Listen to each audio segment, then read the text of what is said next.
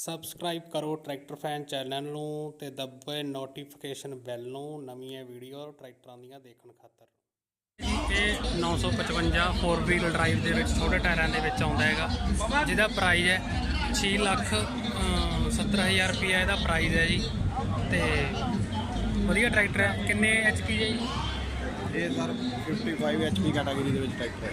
55 HP ਚ 55 HP ਦੇ ਵਿੱਚ ਇਹ 55 HP ਦੇ ਵਿੱਚ ਹੈਗਾ ਜੀ ਟਰੈਕਟਰ 4x4 ਆ।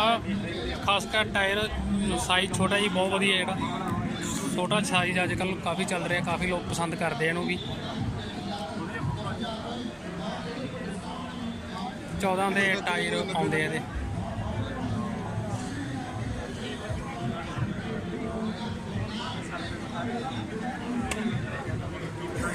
ਤੇ ਆ ਹੈਗਾ ਜੀ ਇਹਨਾਂ ਦਾ 45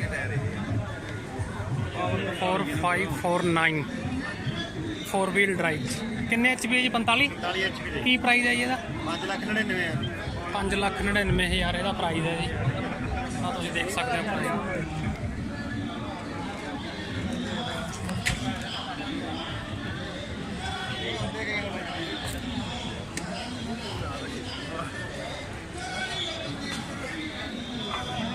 ਇਹ ਬਿੱਲ ਹੈ ਜੀ ਪ੍ਰੀਤ ਦਾ, ਜਿਹੜਾ 9 ਲੱਖ 9.5 ਲੱਖ ਦਾ ਜੀ।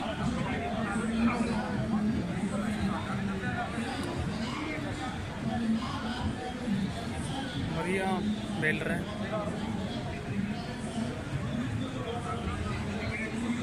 ਮਾਤੇ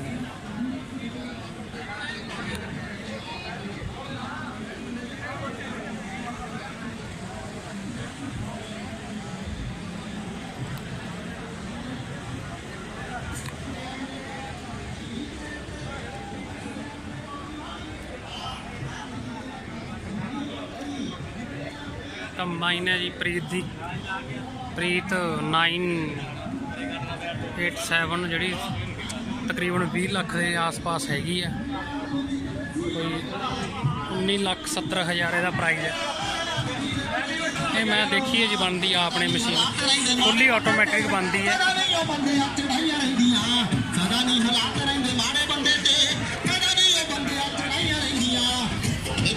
ਆਟੋ ਕਲੀਨ ਮਾੜੇ ਬੰਦੇ ਤੇ ਸਦਾ ਨਹੀਂ ਉਹ ਬੰਦੇ ਚੜਾਈਆਂ ਰਹਿੰਦੀਆਂ।